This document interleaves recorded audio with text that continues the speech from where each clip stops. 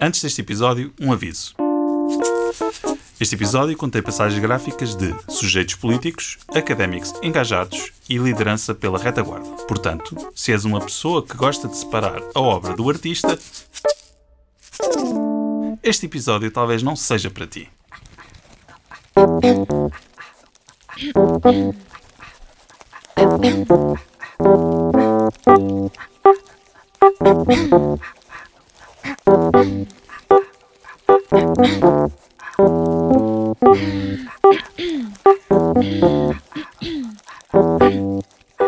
Olá, este é o Opinionistas, um podcast sobre as pessoas que opinam na imprensa em Portugal.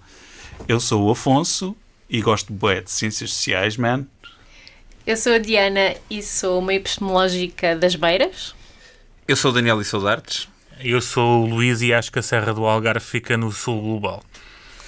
Sem mais demoras, boa aventura de Sousa Santos. Amigos, boa aventura de Sousa Santos. O que é que vos diz este nome? Casos de abuso sexual e Eu quero que assédio fique- na academia. Quero que fiquem ata. E é isto. Quero que fiquem ata que tanto o Luís como o Daniel olharam para a Diana, à espera de... Imediatamente. Claro! À espera que tu liderasses. E isso e epistemologias do Sul, não é? Portanto, assédio. Assédio, epistemologias do Sul, movimentos pós-coloniais, Ok. a sociologia. Como sempre, uma nuvem de palavras. Termos. Sim, na minha cabeça é assim. Ok. E na tua cabeça, Luís? Na minha cabeça é muita ideia de epistemologias do Sul, porque a minha família é do Algarve e é necessário acabar com a hegemonia do pensamento, das formas de saber e pensar de Braga. Ok, interessante. Na minha cabeça não é muita coisa. Sim, soube das questões do assédio e genuinamente, e lamento a ignorância, foi aí que eu soube que o senhor existia. Mas depois soube que ele era um respeitado académico, porque falei com um certo, portanto, antropólogo que está entre nós. E depois percebi que no Brasil, pelos vistos, e deve ser em mais sítios, é muito lido, e nomeadamente há uma entrevista do Caetano Veloso ao Boaventura Santos que eu já ouvi.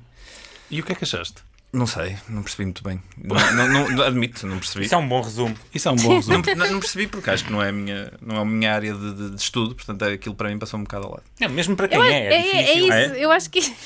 É denso. Eu acho que é ótimo dizer de um académico que não percebe nada do que é que ele diz, não é? Ah, é? Isso é Não, é Ah, ok, terrível. desculpa. Não pensei que fosse tipo... nós académicos gostávamos de ser incompreensíveis. Académicos que sim. Gostam de ser incompreensíveis, Acho mas não sim. deviam, não é? Acho que o objetivo é ser hermético para um académico. Pois. Pronto. Por isso é que a academia está a morrer.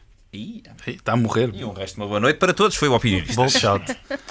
Pumba, para partir. Ok, muito bem. Vamos lá começar como nós costumamos começar. Boaventura de Sousa Santos nasceu. À partida. À partida nasceu. Vive. E um dia, inevitavelmente, irá falecer. Olha, bom, isso foi um statement. A mortalidade humana é triste. Para todos. Para qualquer um. todos. Pronto. Ok. Então, mas vamos agora à biografia a sério. Onde é que vocês acham que ele nasceu? Eu vou dizer Lisboa. Eu achava que era Coimbra por causa da introdução do Luís. Diana? Traz os montes. Vai ser Lourenço Marques, não vai? Claro que é o Daniel que sabia. É Coimbra. Seus burros. ok. Claro que era Quem é Coimbra. que há de artes aqui, cara? Pois, exato. Nasceu em 1940, em Coimbra. Diz-se filho de uma família de classe operária, claro. Sendo o primeiro da sua família a frequentar e a concluir um curso superior. Os avós eram agricultores e o seu pai era chefe de um restaurante famoso em Coimbra, o Nicola. O Nicolá. Nicola? Nicola. Não, restaurante Tu é que és de lá. Pois é, verdade, é verdade. Que na altura era muito frequentado pelos doutores de Coimbra. Pela inteligência. Exato. Se é isso que podemos lhe chamar isso. For sure. Em latim. A sua mãe era costureira e doméstica. Olha, Onde é que vocês acham que ele estudou? na escola. Vou dizer numa faculdade que há de haver em Coimbra, ou lá que é, não é? Muito bem, Luís. Muito bem. Contra todas as probabilidades, estudou Direito. Então foi isso em que o Coimbra. fritou. Fazendo parte do movimento católico de esquerda em Portugal antes do 25 de Abril. Aos 22 anos, foi para onde? Eu vou dizer Coimbra. Espera aí, isto é o... Não, isto é outro. É o Quem Quer Ser Milionário? Sim, O que é que sim, se passa sim. aqui? Estou a ver o que Com que idade? Repete lá. 22 anos. Acabou o curso em Direito e foi para onde? Foi para a Bahia. Foi para a Bahia logo. Foi para o Brasil, São Paulo, Bahia, uma cena assim. Luís. Quero ir para a Bahia. Eu não sei, eu vou dizer que ele foi professor universitário logo direto. Não. Foi para Berlim. Acertei na primeira Questão, qual delas? Pois. Calma. Foi para Berlim para estudar Filosofia do Direito e, durante essa altura, diz o Boaventura, que atravessava a fronteira para Berlim Oriental quase todos os dias para ir ter com a sua namorada. E, dessa forma, conseguiu ver o que era uma sociedade do socialismo real. Verdade.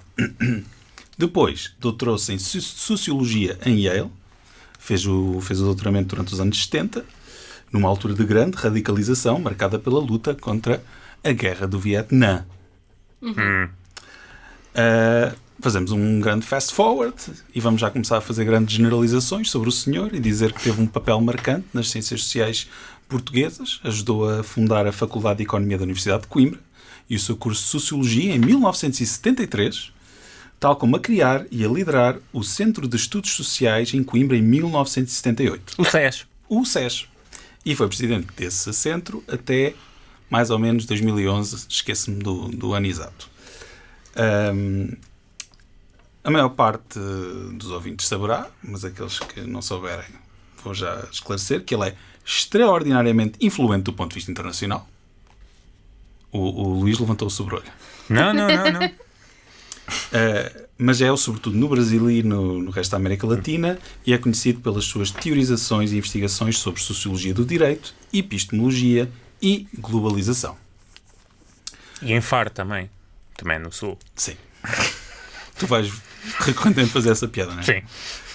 Uma das características marcantes de Boaventura de Sousa Santos, doravante conhecido como BSS, Como é que é a tua cena? Com as Bullshit, siglas? sir. Bullshit Sir, é a forma como o seu trabalho de investigação se confunde com o seu ativismo político, sendo sempre claro quanto ao facto do conhecimento que produz dever estar ao serviço de projetos de emancipação.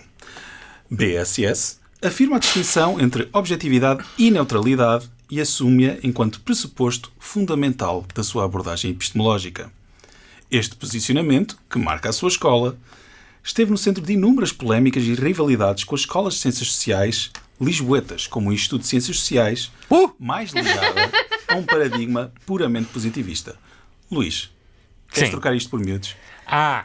Então basicamente este senhor é engajado politicamente, ao contrário dos gajos de Lisboa que são bem objetivos ao lá que é. Audiência de não ciências sociais. Epá, isso agora percebi. Obrigado, Luís. É basicamente isto. É que a malta de artes precisa disto. Exatamente. BSS para totós.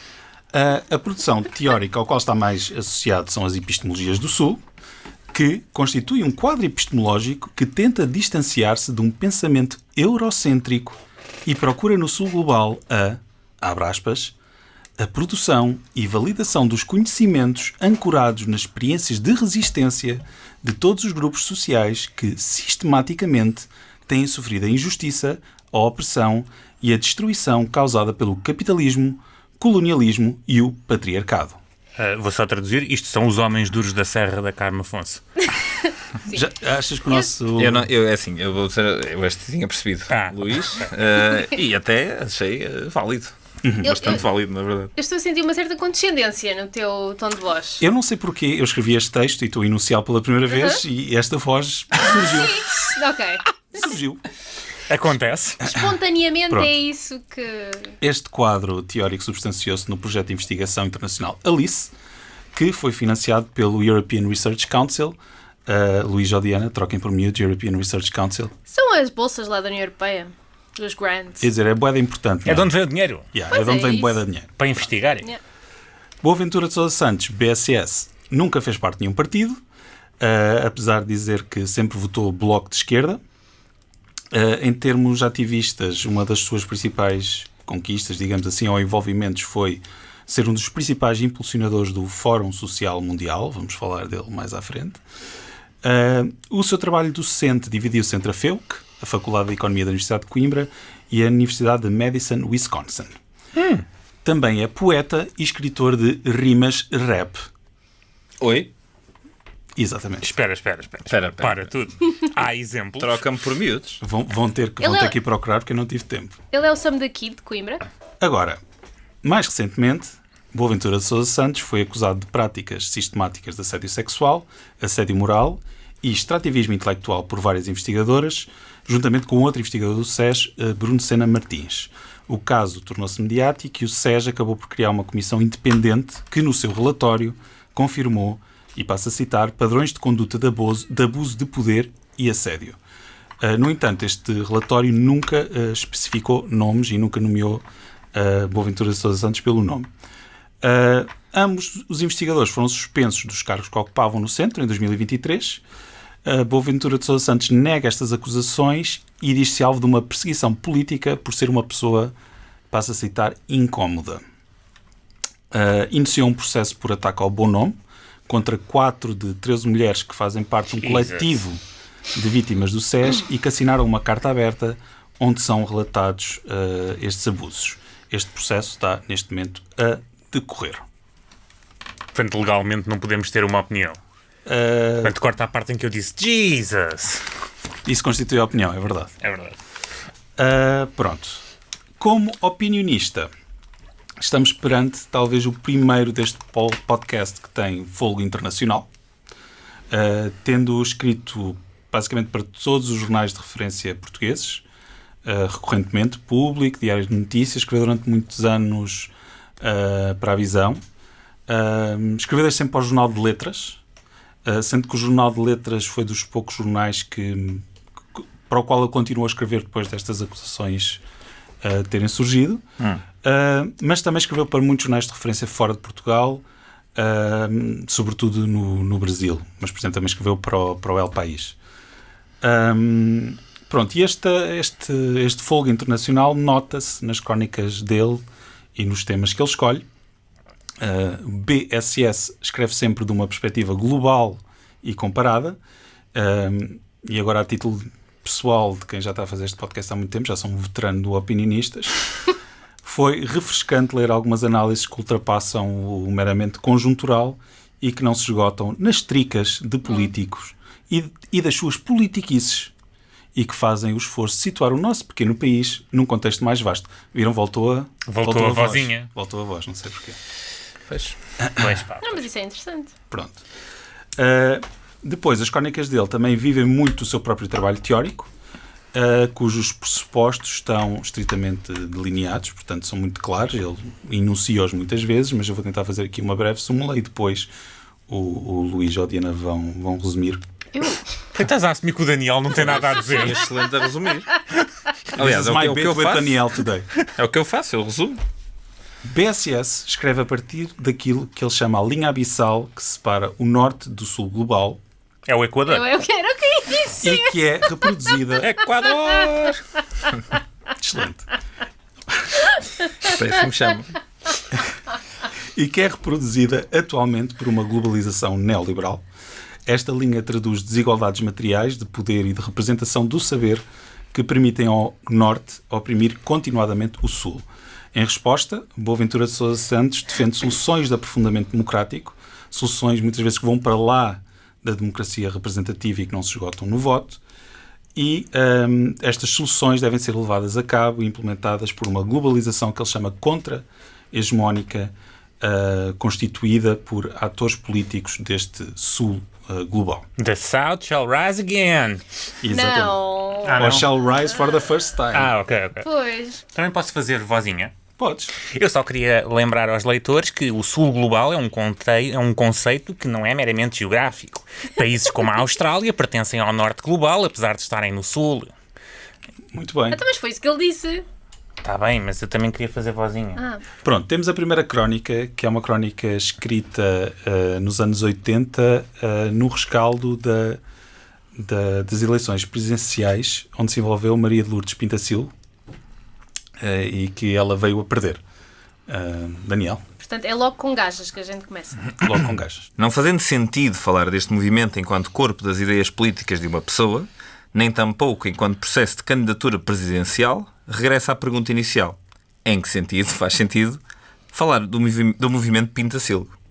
Julgo que em termos de debate político só nos interessa das coisas do passado o que há nelas de futuro. Sem preocupação de ser exaustivo, passo a mencionar em forma de tese, seguida a justificação, alguns dos momentos futurantes do movimento Pintacilgo. O princípio da cidadania é um princípio sem fim e a sua afirmação progressiva é um processo pensado a grosso e realizado a fino, à medida que se constroem as condições culturais, económicas e políticas que o tornam possível. Não é despiciando que o cidadão seja um depositário de sondagens e um depositante de votos. Mas cada vez nos conformamos menos com ser tão só isto. Não porque rejeitemos as sondagens ou não exerçamos o voto, mas apenas porque umas e outro nos dão de nós uma imagem em que cada vez menos cabe o cotidiano das nossas preocupações, dos nossos desejos, das nossas aspirações, das nossas utopias. Dão-nos de nós uma radiografia, certamente real, mas pouco parecida connosco. O movimento Pintacilgo levou a cabo uma pedagogia de globalização da política, tentando mostrar os perigos, sobretudo na sociedade portuguesa, de reduzir a política à política profissional.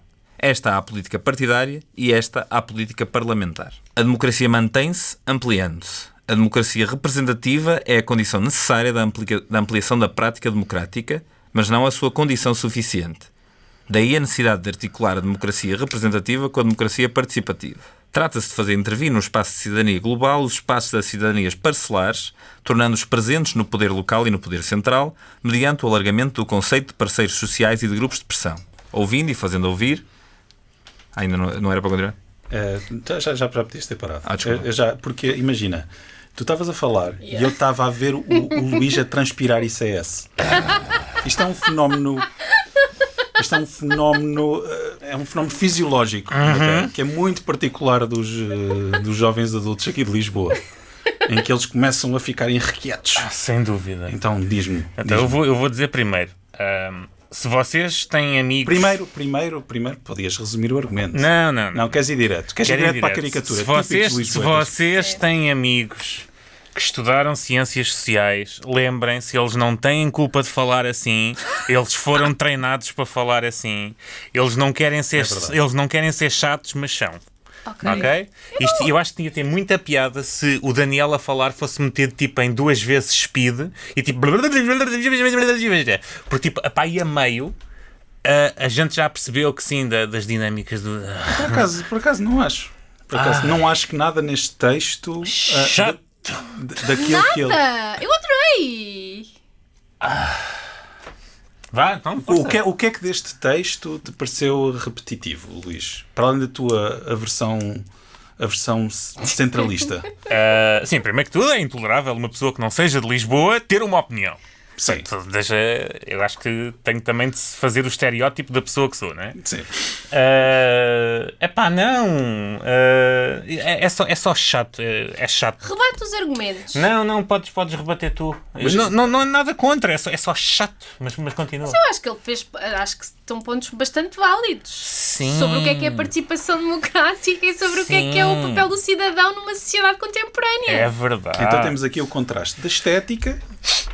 Temos aqui o contraste entre uma apreciação estética do Luís, que é chato. Isto é chato para caralho.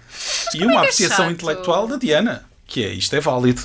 Não, Pronto, mas é porque convém situarmos sobre o que é este argumento. Certo? Queres que eu faça a tradução do... Não, eu vou Por exemplo, fazer. eu não sei se o conceito de cidadania global que está aqui descrito é o mesmo conceito de cidadania global que eu tenho agora. Eu escolhi este texto porque basicamente estão 30 anos. É um enunciado é um enunciado mais claro, talvez, de uma ideia que ele repete ao longo dos anos, que é a ideia de que a democracia representativa é a base de qualquer coisa, mas que a cidadania não se pode disputar nisso. E que a esfera democrática não é simplesmente a esfera das eleições, é a esfera doméstica, é a esfera do trabalho, é a esfera, basicamente, de tudo aquilo que nós queremos concretizar. Exatamente. De todos os projetos que nós queremos levar avante coletivamente. E, portanto, nós estamos... Basicamente é este o argumento, certo? É que a Maria Lourdes Pintacilgo, naquela candidatura, de facto, fazia esta pedagogia da cidadania global, que neste contexto o que quer dizer? Quer dizer cidadania que, portanto, vai para além do reduto do formalismo das eleições. Sim. Pronto. Global, totalizadora. Exato, totalizante, sim, pronto. ok. E, portanto, isto é uma espécie de coisa... É uma coisa que ele explora depois ao longo do tempo, que é a diferença entre democracia representativa e participativa. Certo. Pronto. E que depois torna-se uma coisa super popular em vários fóruns e em várias disciplinas académicas. Em ciência política, claramente, há uma altura em que o pessoal está louco de prazer com a democracia participativa, ou lá que é. Ui!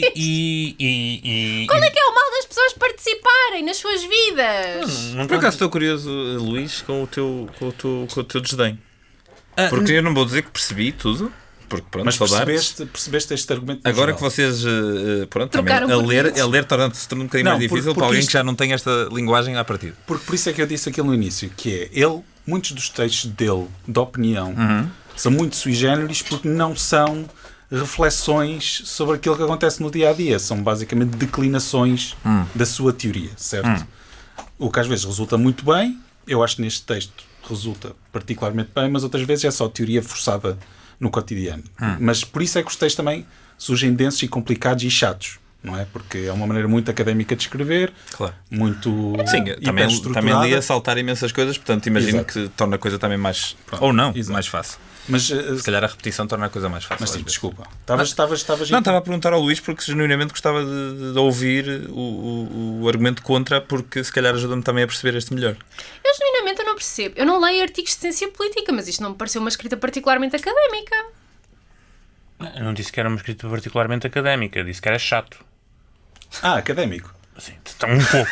Não, mas tu podes ser chato e académico e podes ser chato sem ser Mas chato académico. porquê? Aqui é Diz chato lá. e académico. Não, Diz lá, é Eu chato não quero saber porque é chato, eu quero é saber o contra-argumento. Não, o contra-argumento Já percebi que é especificamente chato, contra... eu percebi logo. Eu quero saber porque é que tu discordas do que está aqui escrito. Não é questão de discordar. É uma questão de que We're so over it. Não, durante algum Tem tempo 40 anos, né? havia a ideia de que a democracia participativa podia de alguma forma mitigar as desigualdades inerentes a uma democracia meramente participativa de votar. E depois vai-se a ver que, como em tudo, pessoas com mais recursos económicos, intelectuais, educacionais têm uma voz muito mais forte em fóruns participativos do que no voto, em que literalmente todo o voto é igual. E, portanto, estas desigualdades que iam ser mitigadas através de uma maior participação, não. É ir a uma reunião de Câmara Municipal e ver quem é que lá vai falar. São pessoas com cursos. Sim, mas qual é que seria percebo o que tu estás a dizer. a alternativa? Pois, não é uma questão alternativa, eu percebo o que é que tu estás a dizer, mas então, dentro de uma democracia participativa, nós podemos encontrar formas para aí também reduzir e mitigar essas desigualdades. Sem dúvida. Associações de moradores, por exemplo, de bairros, ter reuniões gerais a nível com a Câmara, a nível com as juntas de freguesia, com outras organizações da sociedade civil locais, associações de moradores, tudo isso. Por isso é que o meu argumento no início não foi isto é errado, foi isto é chato. Mas, ou seja, isto serve tanto para pessoas que estão em situação de maior vulnerabilidade, como para os senhores doutores que também não se envolvem em... E serve para nós, por exemplo, que nós também não temos uma participação cidadã muito ativa. Eu vou às reuniões da Junta de Freguesia porque aquilo é de rolar a rir e recomendo a toda a gente. E ainda zomba das iniciativas cidadãs. Yeah, okay. Pronto. Quem é que quer ler a seguir? Posso ler eu? Eu primeiro posso ler sempre, eu estou... Eu estava com esperança. Então, mas porquê? Estás a ver se eu consigo revirar os olhos ao mesmo tempo que leio? Não, tu já estás. Os teus poros já exudaram todo o teu ICS. Eu estou a suar. Todo o teu ICS. Eu tive uma reação física. Aliás, eu estou com um bocado de medo que o António Barreto apareça aí. Não sei, Daniel, se estás a parte das tricas da Academia Portuguesa. Isto é a secção revista Cor-de-Rosa. Não sei disso. Eles têm beef, man. Eles têm bué da beef, man. Porque ele é o West Side e o outro é o East Side. Estás a ver? Um é do Norte, outro é do Sul. Estás a explicar isto como se eu fosse um rapper. Escuta, mano. Sou da Califórnia. Mano, um gajo é da Moita, o outro gajo é do Seixal. Não se podem, estás a ouvir? Um faz poemas, outro faz fotografias, também. Sim, exato. Pronto. Eu estou com um bocado de medo. Pergunta: este senhor alguma vez teve um cargo no governo? Não. Ok. Então o Barreto tira-lhe essa cara, Sim. não? Não fez a O reforma Ba- agrária. O Barreto tentou-lhe atirar todos os barretos à cara. Mas pronto, enfim. Mas de Vasco Polido Valente falaremos no outro dia. Isto não tem data, ou tem? Também não interessa. Então, é temporal. Isso, não, mas vê no final. Faz para o lado e vê. De Lisboa para Istambul, ano oculto. Muito bom. Mas vou dizer que é à volta de 99, 2000, pela vibe, sim. Se bem a seguir a esta, pode ser. 99. Exatamente. Pode parecer crueldade ou masoquismo querer tirar lições das guerras dos Balcãs. Urge, porém, fazê-lo. Por mim, tiro lições e, com base nela, formulo um desafio. A Europa dos Estados nunca existiu. A União Europeia, enquanto projeto político, é uma fraude desde o início. O que desde sempre e exclusivamente se pretendeu foi unir os mercados e os capitalismos nacionais. Pausa. Portanto, já estamos a chegar ao fim do Boaventura Fofinho. Sim. Dá-lhe, continua. Terceira, o capitalismo ocidental transformou-se num fascismo internacional. Oh, Boaventura, tão fofa. Então, nos anos 90 a falar do fascismo. Oh. Tá bem. Quarta, o capitalismo ocidental esconde com as suas orgias militares a sua decadência. Se a grandeza de um poder geopolítico hegemónico... Ele escreve hegemónico. Como os brasileiros. Ok. Malta, que tiverem a ouvir isto. Primeiro, eu estou a comer chocolate, por isso é que está a soar E assim. bem. Segundo, eu não consigo perceber, mas eu acho que eles escrevem em português do Brasil de propósito. Giro. Por causa da inclusividade, olha lá que é. Mas se alguém puder confirmar esta informação, escreva-nos. Ok. Se a grandeza de um poder geopolítico hegemónico se mede pela estatura dos inimigos que defronta, E dos porta-aviões. é significativo que este tenha vindo a diminuir sistematicamente neste século. O primeiro inimigo foi o nazismo, um inimigo gigantesco, violento, racista e expansionista que quis transformar a Europa no Reich para 1000 anos. Foi vencido. O inimigo seguinte, também de respeito, foi o comunismo. Aliás, um inimigo nobre que foi aliado do Ocidente na luta contra o nazismo. Não teve de ser derrotado militarmente, já que a guerra económica se encarregou de o liquidar. O Vietnã foi o inimigo seguinte. Um país subdesenvolvido, Vietnã. um inimigo muito menor que os anteriores. Apesar disso, venceu. Seguiram-se inimigos de cada vez menores numa sequência de encarnações do mal, tão caras ao milenarismo norte-americano. Ayatollah Khomeini, Muammar Gaddafi, Saddam Hussein e agora Slobodan Milosevic. Até agora, nenhum deles foi vencido.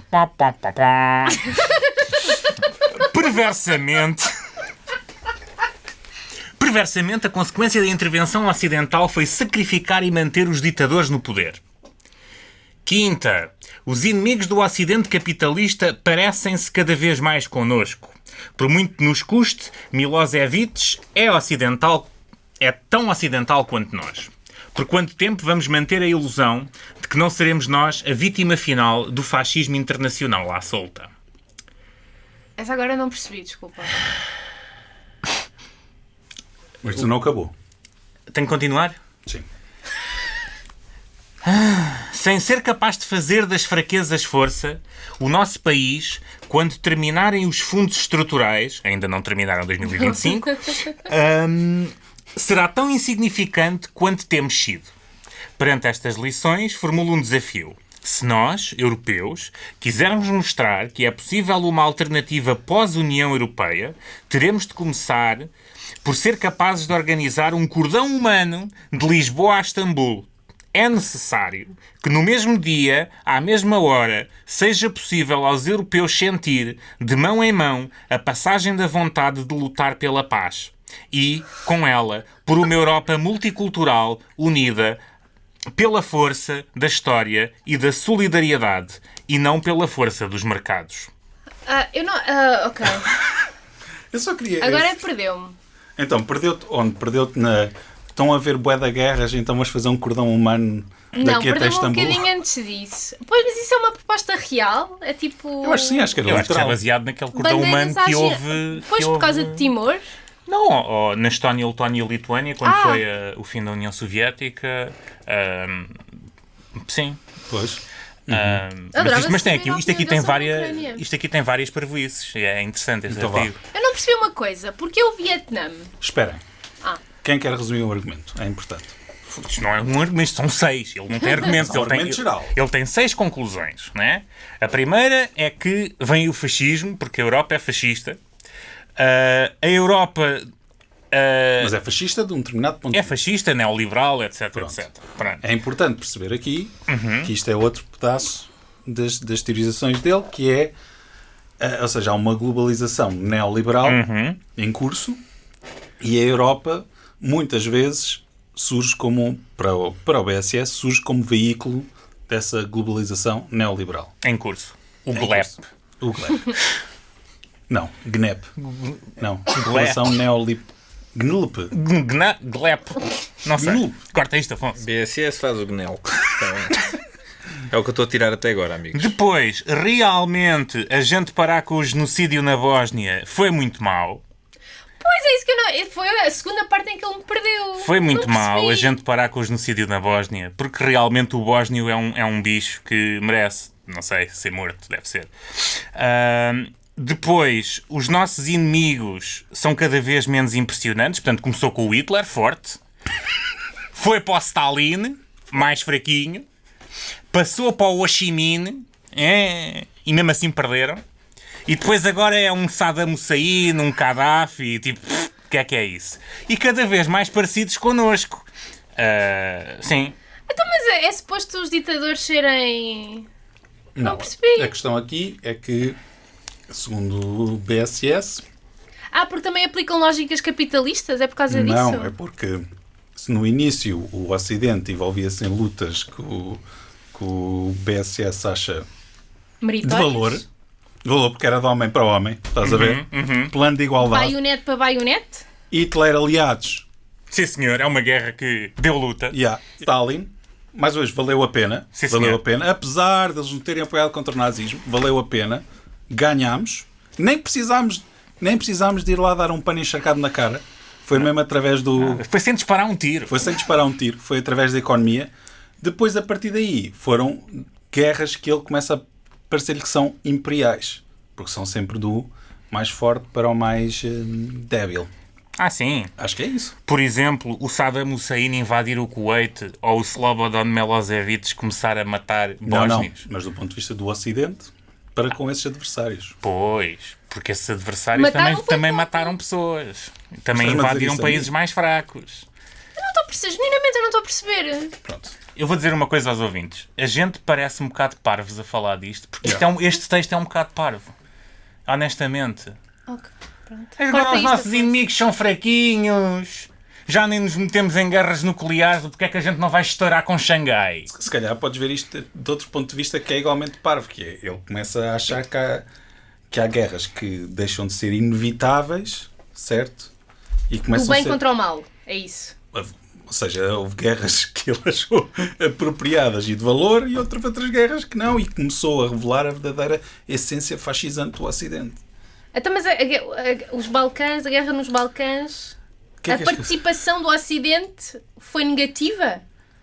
Termos mandado tropas da NATO e peacekeeping missions? Espera até veres o que é que ela acha da Ucrânia. O que é que és que eu te digo? Pois é óbvio. O que é óbvio? O que é que ele vai Pronto, achar? não Sei, É. não é óbvio para mim. Ou seja, a ideia de que tu deves pugnar mais pela paz do que o aprofundamento da guerra. Pronto, há muitas pessoas a defender isto. Não há, Então, não há mas há países que são invadidos e precisam de se defender. Mas eu estou de acordo. Mas Pronto, ok. o texto é uma conversa. Fala com o texto, não fales comigo. Exato. Eu digo ao texto, não concordo. Pronto. Daniel, com sentimentos. Não vou acrescentar nada. Não, mas alguma coisa te vai a. Muito pouco. Ok. Não tenho conhecimentos que chegue para. Então vamos para a próxima. porque Não, isto- mas tu sabes que fazer um cordão humano de Lisboa a Istambul é difícil. Mas acho que isso não é o ponto mais interessante de debater sobre. porquê? Não, mas é Só bastante estamos a dizer. parvo. Isto é Mas bastante é- parvo. Sim, mas Todo o sul sei da lá, Europa. parece-me só um desejo humanista. Não sei até que ponto é que isso é um desejo real. É não parvo, já estiveste em Canal Caveira durante o verão, 40 graus de mão dada. Não, de facto, nunca tive. A pessoa para pão cozido quase que morre.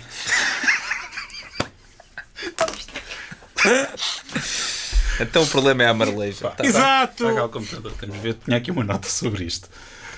É Este verdade. texto é representativo de uma tendência no pensamento dele, que é: existe uma globalização neoliberal, portanto, que importa e que exporta a lógica de mercado para os países envolvidos, mas esta globalização não é feita necessariamente através da força, certo? É feita através de outros mecanismos de cooptação institucional, se quisermos. O Boaventura fala muito de instituições internacionais como o FMI ou o Banco Mundial, não é? Que, portanto, fazem grande força para que as economias se estruturem de uma determinada maneira, mas a partir da guerra do Iraque, o que é que ele começa a pensar? Começa a pensar que a guerra não é conjuntural, é uma característica estrutural da globalização neoliberal. Porque não haviam guerras antes. Não foi isso que ele disse. O que ele disse é que há guerras que são feitas para expropriação de recursos e para imposição de modelos neoliberais de desenvolvimento. Ok? Guerras para expropriação de recursos é o que é uma guerra. Certo, pronto. Mas nem todas as guerras querem implementar um modelo de desenvolvimento neoliberal. Assim já está correto. Pronto. Eu só quero dizer é que a determinada altura a guerra entra para a teoria dele como uma faceta desta globalização neoliberal. Pronto. É só isto. É este o argumento. Acho que este texto começa a dar indícios disso. Queres ler um texto chamado O Novo Espectro? Não queres? Quero, sim, está cá. Segundo Franz Hinkelamert, Tungas, nailed it. Fake it until you make it. Fake it until you make it. o Ocidente tem recorrentemente caído na ilusão de tentar salvar a humanidade através da destruição de parte dela. Trata-se de uma destruição salvífica e sacrificial, cometida em nome da necessidade de concretizar radicalmente todas as possibilidades abertas por uma dada realidade social e política sobre a qual se supõe ter um poder total. Foi assim no colonialismo com o genocídio dos povos indígenas e dos escravos africanos e com as guerras e chacinas em África e na Ásia. Foi assim no período de lutas imperialistas que causaram milhões de mortos em 2 guerras mundiais e muitas guerras coloniais na África e na Ásia. Foi assim no stalinismo com o Gulag e no nazismo com o Holocausto. É assim hoje no neoliberalismo com o sacrifício coletivo do terceiro mundo. Com a guerra contra o Iraque, cabe perguntar se está em curso uma nova ilusão genocida e sacrificial e qual o seu âmbito. E mais à frente. O genocídio sacrificial decorre de uma ilusão totalitária que se manifesta na crença de que não há alternativas à realidade presente e de que os problemas e as dificuldades que esta enfrenta decorrem de a sua lógica de desenvolvimento não ter sido levada até às últimas consequências. Se há desemprego, fome e morte no terceiro mundo, isso não resulta dos malefícios ou das deficiências do mercado. É antes o resultado de as leis do mercado não terem sido aplicadas integralmente. Esta lógica política, assente na suposição do poder e do saber totais e na recusa das alternativas, é ultraconservadora na medida em que pretende reproduzir infinitamente o status quo. É-lhe inerente a ideia do fim da história. Em sua versão atual, no momento de acumulação primitiva, o momento da acumulação primitiva consiste na combinação da globalização económica neoliberal com a globalização da guerra. Contra ela está em curso a globalização contra-hegemónica, solidária, protagonizada pelos movimentos sociais e ONGs de que o terceiro Fórum Social Mundial foi uma manifestação eloquente. O FSM tem sido uma portentosa afirmação da vida no seu sentido mais amplo e plural, incluindo seres humanos e natureza. Os movimentos sociais, quaisquer que sejam as suas áreas de luta, devem dar prioridade à luta pela paz como condição necessária no êxito de todas as outras lutas. Eu concordo, até certo ponto. Eu acho que para alguém que trabalha em cooperação é um bom ponto. Mas a mim faz-me, eu vou ser muito sincera, a mim faz-me confusão esta busca pelo momento da paz, sabem? Paz é o que vai resolver os problemas. Se ao menos houvesse paz, mas não há paz porque os senhores da guerra querem a guerra e isso parece-me preguiçoso. Eu Este é interessante, porque nós, enquanto podcast que dizemos caralhadas, levar assim de chofre com um artigo que depois até é preciso pensar um bocado, cansa. Mas é interessante que ele ache que o Ocidente inclui a Rússia e ele acha que o Ocidente é uma espécie de... é basicamente o mundo europeu. Ou seja, o Ocidente para ele é uma cena tipo... que tem uma forma de pensar, não é? E que o nazismo, o neoliberalismo e o comunismo são todos formas de pensar ocidentais. Mas eu consigo perceber porquê. Por lógicas Porque os imperialistas. teóricos são da Alemanha, da França e da Inglaterra. No fundo, né? Destas ideologias. E as relações entre Estados que eles aplicam-nas de forma imperialista, numa lógica imperialista Certo, e de mas dominação. é interessante ele achar isto. Porque normalmente o Ocidente para as pessoas de direita é o Ocidente democrático, liberal, etc, etc. A menos que se fores muito de direita tem que voltar a ser a Rússia, não é? Mas eu achei isso interessante. Depois, a questão de o mercado ter uma lógica própria e uma lógica ocidental. Ele diz Pá, isso. não, tem uma lógica perpetuada, que perpetua formas ocidentais de pensar e de saber e etc. Interessante, tinha de pensar sobre isso, provavelmente vou discordar, mas é uma coisa que tem de se pensar e não é um argumento parvo. E depois a questão da guerra ser estrutural. Esse já é um argumento antigo, não é? Isso já é um argumento antigo, isso é um estás a argumento ver? que vem antes de Lenin, não é? Portanto, Há aqui uma retórica, primeira retórica da crónica é interessante porque tem temas religiosos, ou seja, é um tema de sacrifício do sul global em prol do norte. E depois tem esta ideia de que eu pessoalmente nunca tinha pensado, que é quando há a queda do Muro de Berlim e é dito que é o fim da história, nunca tinha pensado aplicar esta ideia aos regimes de cooperação. Ou seja, que na própria relação entre países em desenvolvimento e os países desenvolvidos, só há uma coisa a fazer. E essa coisa a fazer é conseguir preparar os países para ingressar numa lógica de mercado. E que se as coisas não estão a funcionar, não pode ser do modelo. Pode acontecer tudo de mal porque não há alternativa para este modelo, portanto vai-se aplicar este modelo ad eternum.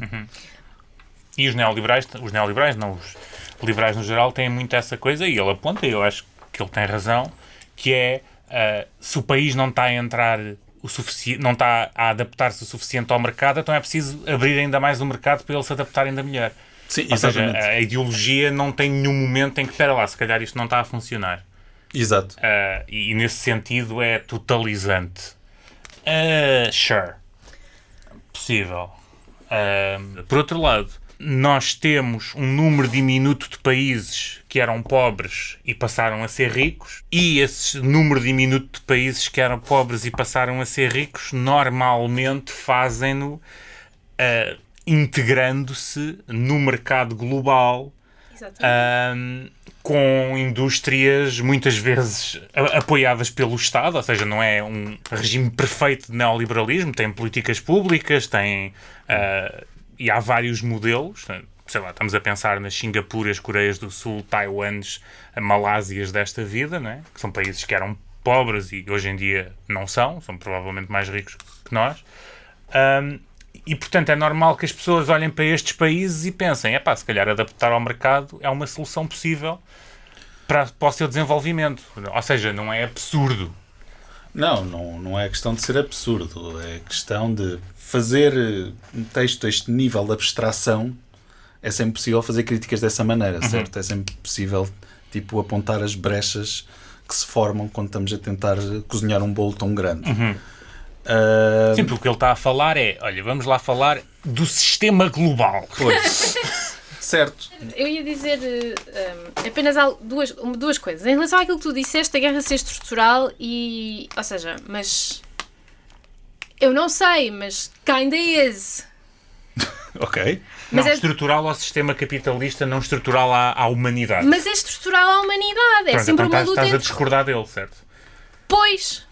Mas por isso é que eu disse que é onírico e que é algo ingênuo esta busca incessante pela paz quando a humanidade está numa condição, it's a fallen condition. Ok. Pronto. Somos pecadores e, consequentemente, tem de haver guerra. Portanto, se ele é idealista, tu és Católica. Católica. Não sei. Outra coisa, ou seja, eu não penso nos regimes asiáticos, mas eu penso, por exemplo, na integração dos países de leste na União Europeia e na Comunidade Europeia. Países como a Croácia, países como a Eslovénia, os 3 Bálticos, certo? Que passaram toda uma série de reformas institucionais, democráticas, de regime, de sistema económicas, que permitiram chegar, aliás, todo o processo de candidatura e de ascensão à Comunidade Europeia e à União Europeia é o tentar enfiar o camelo pelo buraco da agulha, não é? É tentar, tens uma série de critérios e de reformas estruturais que tu precisas de fazer para te integrares na Comunidade Europeia. E isso passa por uma imposição de um modelo de regime. Tanto económico como político. Outro exemplo de um país de terceiro mundo que entrou nesses países ricos através da União Europeia foi Portugal.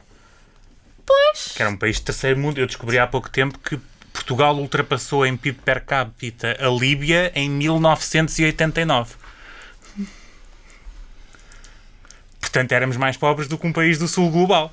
Ou seja, eu não estou certa, eu entendo as críticas de particularmente nos anos 10 e nos anos e agora nos anos 20 deste século, mas por um lado, no caso do projeto europeu concretamente, eu acho que há casos de sucesso que invalidam um pouco o argumentário dele. Certo? Mas já percebi que ele não gosta do projeto europeu. Relativamente ao Sul e à cooperação Norte Global, Sul Global, de facto existe um conjunto de instituições financeiras que tentam reformar países. Há todo um processo de graduação da OCDE e, de facto, ou seja, um FMI ou um Banco Mundial, há concessões e há contrapartidas. E é um problema na cooperação internacional. É um facto que muitas das lógicas locais e muito do conhecimento local não é respeitado, não é tido em conta e deveria ser. É um facto. Na minha perspectiva, ainda um bocadinho ingênua e inocente de pessoa que trabalha em cooperação, eu acho que se está a fazer um caminho precisamente nesse sentido. Certo. Vamos lá, vamos para coisas mais divertidas. O que é que ele acha de croquetes? Dá lá uma coisa engraçada, que isto é chato. Ele não tem. Pá, que chato, ele não tem. Porquê é que achas que isto demorou pá? tanto tempo? Porque tipo... Sabes como é que eu li as outras crónicas das outras pessoas? Primeira e última frase, sempre a andar. E ler. Aqui não dá. Achas? Corta tudo até agora, chato. Pam, pam, param. Pronto, vamos fazer um fast forward para os tempos felizes de 2011, 2012. Vamos começar por um texto escrito para a Visão em 20 de outubro de 2011.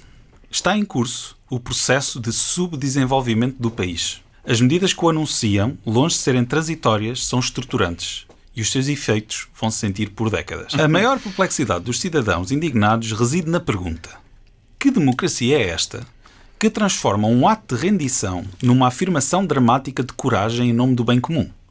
É uma democracia pós-institucional. Quer porque quem controla as instituições as subverte, instituições criadas para obedecer aos cidadãos passam a obedecer a banqueiros e mercados, quer porque os cidadãos vão reconhecendo, à medida que passam da resignação e do choque à indignação e à revolta, que esta forma de democracia partidocrática está esgotada e deve ser substituída por uma ou outra mais deliberativa e participativa, com partidos, mas pós-partidária, que blinde o Estado contra os mercados e os cidadãos contra o autoritarismo estatal e não estatal. Está aberto um novo processo constituinte. A reivindicação de uma nova Assembleia Constituinte, com forte participação popular, não deverá tardar.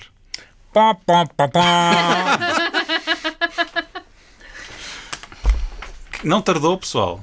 Não, Só que 20 anos? Estamos numa Assembleia... Desculpa. I'm Estamos, not good at math. estamos numa democracia pós-partidária. como disse Maimónides, a propósito do Messias na religião judaica, ele está para vir, mas é capaz de demorar. Classe. Aqui começamos a chegar ao busilis. Ou seja, nós sabemos que desde os anos 80 ele vem articular assim umas ideias sobre democracia participativa, que vai muito para além do voto, e aqui está a falar de uma democracia pós-partidária. Uhum. O que é que vocês acham que isto quer dizer? É que eu não sei genuinamente o que é que isto quer dizer. Pois, pós-partidária, mas com partidos. Certo. Portanto, seria partidária no sentido em que há partidos no seu... Ou seja, se tomarmos a palavra partidos no seu sentido mais lato, os partidos políticos seriam substituídos pelos movimentos sociais, por exemplo? Por exemplo. Por organizações da sociedade civil? Por exemplo. Movimentos de cidadãos? Eu acho que há uma coisa bastante comum na esquerda, naquilo a Carmo Afonso chamava a esquerda, não é a esquerda PS. Aí, já estás na autorreferencialidade. Sim. Ouçam o episódio 2. Que é esta ideia do é agora, mas é agora, é que vai ser mesmo agora. Ok, ele estava à espera da revolução da esquerda. É agora, e China é agora, e depois não é. E depois, passado 10 anos, é agora é que é, não tomem cuidado não, que é agora, e depois não é. E pronto, e depois, obviamente, depois há um parvalhão que olha para o sofrimento destas pessoas e para a luta que estas pessoas fizeram, que até foi bastante importante, e faz Sim. Vamos para o próximo. À procura de sujeitos políticos. É para ler? É para ler. Numa democracia liberal a funcionar normalmente, a questão do sujeito político não se põe, pois a sociedade politicamente organizada em partidos gera os sujeitos necessários à condução da vida coletiva. A democracia portuguesa não está a funcionar normalmente, como de resto acontece nos outros países da Europa do Sul. A razão é conhecida.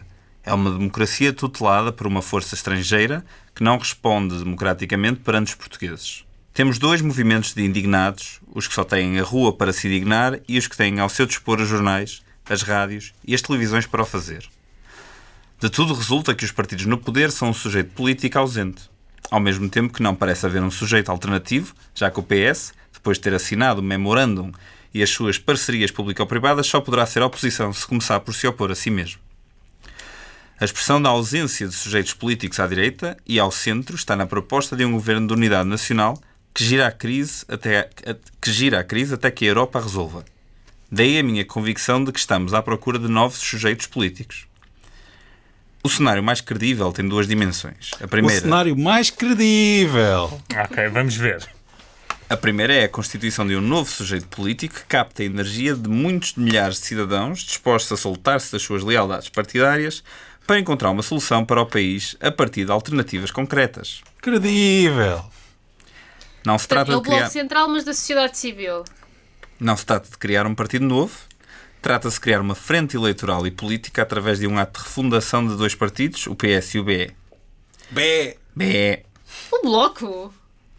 Na altura eles eram importantes, amiga. Não, nada. Isso foi antes da geringonça. Então não existia antes. Não. O PS convoca um congresso extraordinário, desvincula-se do memorando e dos contratos das parcerias leoninas e elege um líder para a borrasca. O atual é o líder da bonança feita de bonança. O Bloco de Esquerda também em congresso liberta-se toda a ideologia de vanguarda. Elege um líder de retaguarda que põe o Bloco de Esquerda a caminhar com a sociedade excluída e, sobretudo, com a caminha mais devagar. Pausa. O que é que vocês acham que é um líder de retaguarda? É incrível. Vai assim atrás, a empurrar, empurra. Não lidera ao povo. Está atrás a comer bifanas e a dizer vão, que eu vou atrás. O Aventura diz que não é um intelectual de vanguarda. É de retaguarda? É de Retaguarda. Porquê? Porque ele aprende com os movimentos. Não é ele que vai dizer aos movimentos como agir. É tudo orgânico. É tudo muito orgânico.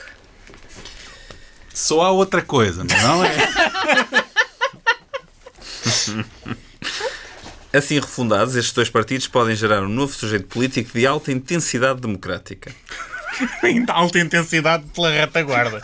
Eu estou a perceber a dificuldade do Afonso. Aqui estamos nós a descer o nível do debate. Saímos do colóquio para passar para o colóquio. Bom, a segunda dimensão consiste na convocação, que desde já sugiro, de um Fórum Social de Sul da Europa a realizar no próximo ano. Complementa e expande o imenso potencial revelado pelo Congresso Democrático das Alternativas. Pronto. O que é que vocês acham destas ideias? Ele disse, não pensa haver condições para a emergência de um sujeito político de extrema-direita. Pronto. Epá, corrijam-me se eu estou enganado, mas é curiosamente, vocês estão a falar de outra coisa, mas eu quando li esta frase do novo sujeito político, capta a energia de muitos milhares de cidadãos dispostos a soltar-se as suas lealdades partidárias, eu pensei na nossa atual, portanto, extrema-direita. Pois. Mas não era disso que ele estava a falar. Pode ser generoso e dizer, de facto, naquela altura ainda não surgiu. Não, claro, só que estou a dizer que o que ele está aqui a dizer acabou por acontecer, Certo. mas não da forma como ele desejava, digamos. Claro. Né? Sim. Porque o sujeito político é uma categoria de pensamento que envolve, tipo, grupos que são, tipo, movem a sociedade para a frente, certo? O proletariado, a burguesia, a nobreza, e ele está à procura, sei lá, do precariado, ou o tipo um novo sujeito que move a sociedade para a frente. E o que saiu foi o grunho do Chega.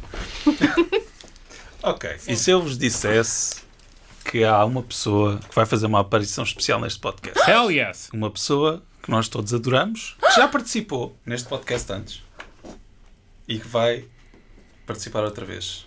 Através dos seus escritos. Ok.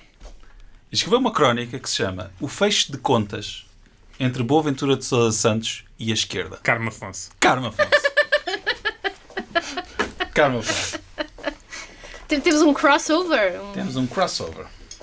Isto é tipo quando no CS em Nova York aparece o tipo de Miami.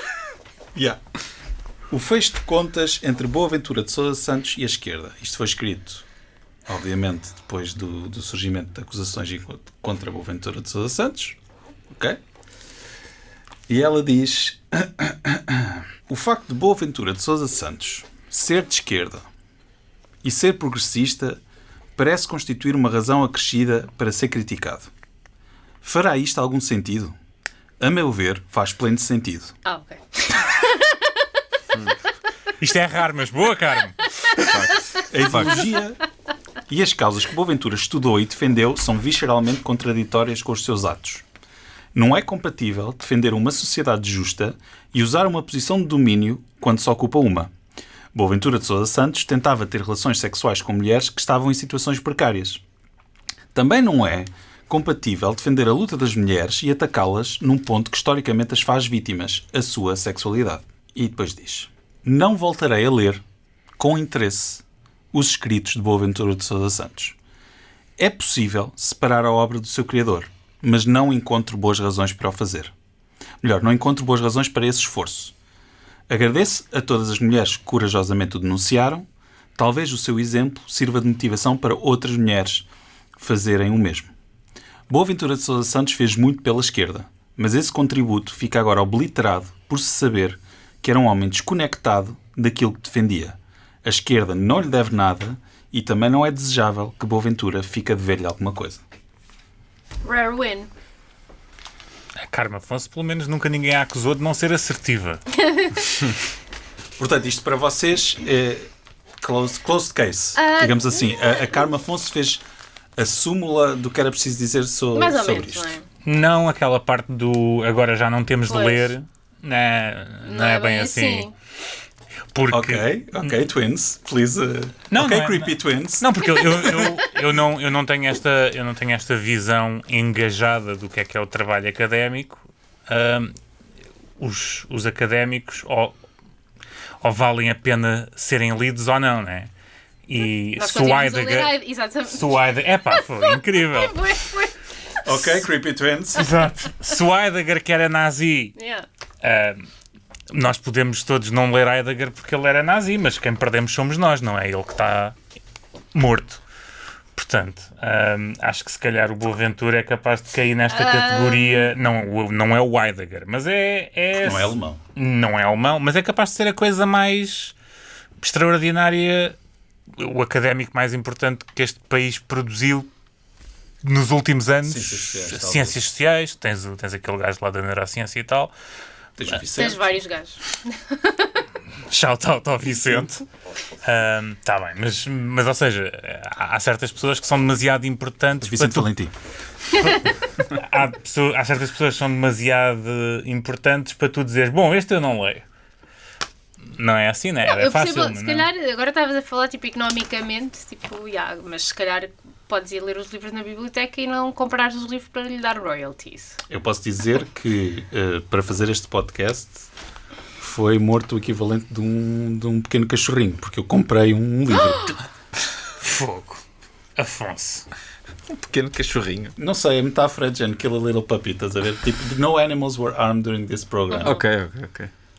Mas há uma outra dimensão, eu acho... Portanto, este episódio beneficia monetariamente o Boaventura Sousa Santos. Mas já há uma dimensão crítica que temos que acrescentar à tua reflexão. Ou seja, sim, não vou deixar de ler Heidegger, mas Heidegger não era o gajo que fazia questão de confundir a sua escrita académica com as suas posições ideológicas pessoais. Ele estava a sentir bué da Dasein, boy. Certo, mas não fazia questão de dizer que my design is the whole design. Não sei. Doutorandos de filosofia devem estar com os cabelos em pé. Eu acho que, tipo, um gajo de filosofia que tenha ouvido a frase ele estava a sentir bué da Dasein teve um aneurisma. Não, mas ou seja, do género, ele fez a cama em que se deita, certo? De género, ele fez questão a vida toda. Ele, Boaventura de Sousa Santos, não Heidegger. De fazer um programa epistemológico em que tornava indissociável as ações do académico e as suas reflexões. Certo? Ele, aliás, fazia questão de dizer que uma coisa influencia de maneira determinante a outra. E, portanto, onde é que nós ficamos quando fazemos esta avaliação? Do anjo caído da Academia Portuguesa? Não gosto dessa expressão. Do anjo caído da Academia Portuguesa? Não percebo porquê. Eu acho que isso é completamente relevante.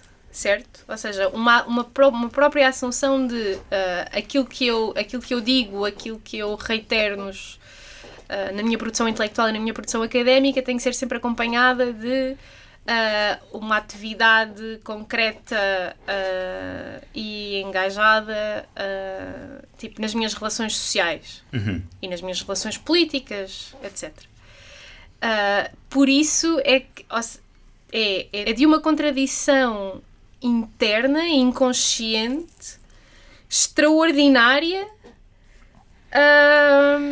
e inexplicável, de certa forma.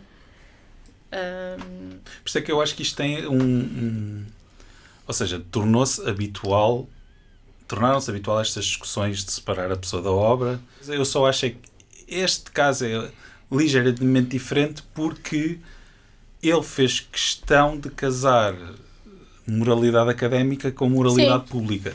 Sim. E, portanto... Mas achas que isso é puramente performativo e ele estava consciente de que existe essa dissociação? Ou seja, as relações de poder... Isso é só especulação, não é? Do que é que tu não sei. No último episódio tu citaste-me e eu vou citar-me outra vez, que é: todos os cientistas sociais acreditam que as suas teorias não se aplicam a si próprios. Portanto, situações de disparidade de poder em que o homem tem poder sobre a mulher, isso é muito injusto. Mas a mim isso nunca me ia acontecer. E elas até gostam. Não. E é porque é assim, mas repara, as pessoas são humanas, não é? Do tipo, tu tens as tuas teorias e depois tens como é que tu ages na vida do dia a dia. Então, mas se ele diz que a maneira como eu ajo na minha vida e no meu cotidiano tem que ser profundamente consciente e politizada, então. O meu pai, Oh, graças. É agora. enquanto eu crescia dizia-me assim: filho, olha para o que eu digo, não olhes para o que eu faço. E eu sempre achei que o que o meu pai faz está bastante certo. Não é o caso. Eu acho é que o poder corrompe. E ele provavelmente viu-se num sítio onde tudo muito giro, que ele tem muitas ideias e muitos moralismos para distribuir à volta dele, mas de repente, espera aí que estou com picos no pipi. Pois, mas os Estados Unidos também têm um grande poderio militar e económico e também in a drunken state Mas of isso é abstrato. hysteria, they went and colonized everyone. Mas isso é um bocadinho mais Just the abstrato same do as you wanted. que elas a passar e ele fica, que não se aguenta. Mas eu acho que isto no final de contas, eu fui educado no Isqueté, numa tradição completamente diferente da do Boaventura, que é a do positivismo mais clássico, em que existe uma clara separação entre o que é o cientista social e o que é a sua ciência produzida. E pá, tem imensas desvantagens, coisas de pessoas que acham que são pseudo-isentas, mas numa coisa é certa: o que eu produzo enquanto cientista não é invalidado instantaneamente por eu ser uma besta. Sim. E isso é uma vantagem, não é? Porque é muito provável que eu em algum ponto da minha vida vá ser um bocado besta. Mas tu achas que no caso dele invalida? Se é esse o padrão moral que tu impões aos outros, acho que o mínimo que é expectável é que seja imposto a ti. É chato. Era melhor se não tivesses imposto isso aos outros, mas só que é do género. Eu não vou deixar de o ler porque é daqueles gajos que tem de ser. Já li, não, li agora, mas tenho de ler mais. Porque o gajo tem umas coisas que é interessante. E tem outras que são muito aparvalhonas. Então, agora que vocês já tiveram o vosso devido tempo para refletir e para pensar sobre estas coisas e sobre a produção intelectual dele, vou-vos deixar, talvez, com uma afirmação que ele fez numa recente entrevista à CNN. Ok? Porque, de facto, nós não conseguimos provar o que é que ele fez ou o que é que ele deixou de fazer, mas conseguimos provar facilmente o que é que ele diz. Fiz muitos estudos de assédio ao longo dos anos, e quem estuda as questões do assédio sabe que as mulheres que são verdadeiramente traumatizadas e vítimas de trauma não gostam de falar. Não querem falar. E por isso criámos instituições para elas falarem. Estas senhoras, sendo estas senhoras as mulheres do coletivo de vítimas do SES que o acusam, foram privilegiadas. Tiveram a trabalhar num grande projeto, onde poderiam ter feito grandes coisas, escritos grandes coisas. E agora? São vedetas de televisão. Mais parecem vendedoras de trauma. A vibe está extremamente rança. Pois. Porque aqui já não é a virtude individual dele. Isto aqui já é ele a dizer assim: eu conheço muito bem vítimas de assédio. Isso há coisas que as vítimas de assédio fazem. É estar caladinha. Já pelo menos era isso com que eu contava. Corta isto, Afonso. Não, mas há qualquer coisa de... Não, é que é extremamente ranço, porque... Não é? Porque... Não, mas eu estou a tentar pôr isto... Isto é um nível de ranciosidade bem elevado. É. Eu estou a tentar pôr isto da pior maneira possível. Estou a tentar Fala pôr... para o microfone. Estou a fazer o embodiment de um gajo de direita a olhar para isto. Para dizer, tipo, o pior possível. E é do género: então, mas alguma vez eu fiz assédio? Eu sou especialista em assédio! Realmente dá-se inteligência, mas não se dá noção. Olha. Agora é que ele disse tudo. Grande verdade. Chegamos ao fim do mundo questionável, contraditório de Boaventura de Sousa Santos. Não perca o próximo episódio, porque vamos falar do seu némesis, João Miguel Tavares.